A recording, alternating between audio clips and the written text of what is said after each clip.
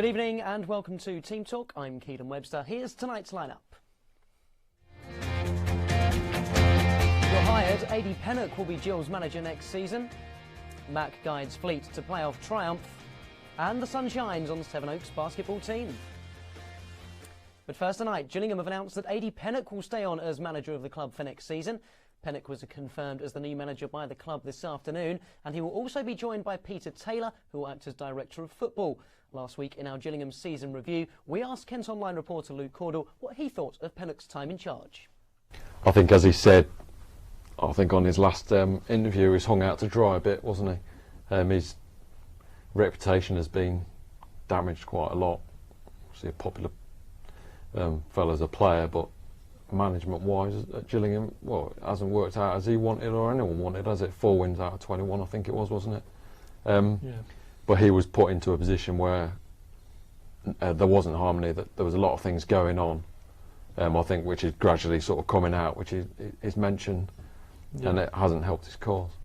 And don't forget that you can watch our full Gillingham season review with YouTuber Gills in the Blood and reporter Luke Cordell at kmtv.co.uk. Now then, Ebbsfleet United will be playing in the National League next season after winning the National League South playoffs on Saturday. Here's Harry Peet to tell you how all the drama unfolded. Ebbsfleet United went into the National League South playoff final against Chelmsford in perfect form. 23 games unbeaten and playing in front of a home crowd. On paper, the game looked destined to go only one way. But it was a red piece of paper that put a spanner in Fleet's work. Anthony Cook was sent off for a late tackle just before the break. Just after it, they then went 1-0 down. Bagazan Graham scoring from 25 yards to open the scores.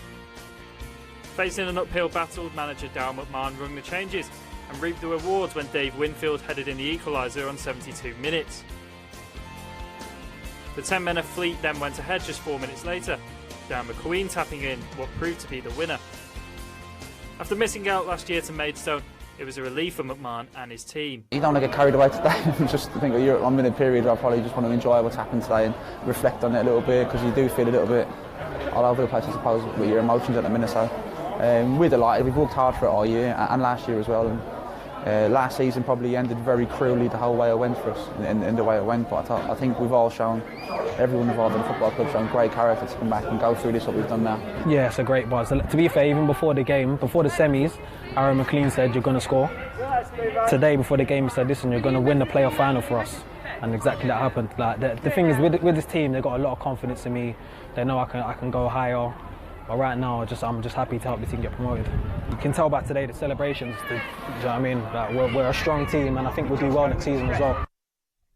In basketball, Sevenoaks Suns rounded off their successful WBBL season with another trophy at the weekend. The Suns took on the Nottingham Wildcats in the playoff final on Sunday in London. Nottingham finished first in the regular season and had only lost to Sevenoaks once in their last 10 games. The Suns started off the game poorly though, shooting just 35% from the field. But a big second half helped them to come out on top in the playoffs, winning 70-61. Captain Kat Carr was the MVP for the Suns with 20 points and a playoff record of 14 rebounds. The win sees the Suns complete a post-season double after they won the WBBL Trophy final in March. In cricket, Kent were on the receiving end of yet another defeat in the One Day Cup yesterday. The Spitfires lost by 15 runs at Glamorgan despite a career best score of 147 from Darren Stevens on his 300th one-day appearance. Glamorgan posted 356 for 7 from their set of 50 overs as a century from Colin Ingram did most of the damage. Matt Coles was the pick of Kent's bowlers, producing an economical 2 for 32 from 10 overs. Stevens' sensational knock gave Kent a chance of chasing down the improbable target, but they eventually fell just short after James Treadwell was run out trying to get Ivan Thomas off strike. The defeat was Kent's second in 3 days following a loss at Surrey, where a half-century from the returning Sam Billings wasn't enough to stop them losing by 44 runs. It means Kent are now bottom of the South Group with no chance of qualifying for the quarter-finals, having lost 6 of their 7 games. Ebbsfleet's playoff final success brought an official end to the football season for Kent sides, and we've trawled through the best of the season's action and whittled it down to just 8 stunning strikes. Here's the first of our semi-finals, including crackers from Faversham Town and the National League South's top scorer.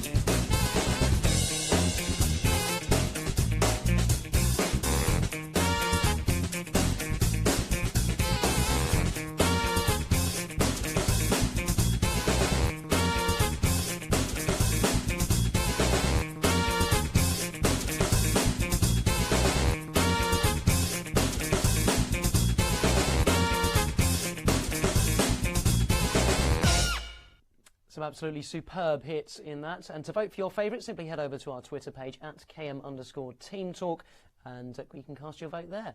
That's all from us this evening. You can keep across all the goings on with the Gills this week by heading over to kentonline.co.uk and following Kent Online Sport on Twitter. It's expected the club will announce its retained and released list in the next few days, and Kent Online will be the first place to know who AD Pennock has awarded new deals to as he shapes his squad for the upcoming season. Don't forget you can also follow us on Twitter as well, Instagram and Snapchat using that same handle, KM_Team Talk, where you can check out that goal of the season semi-final. We'll be back again next Monday with all the latest sports stories from across Kent. Until then, have yourselves a wonderful week. Good night.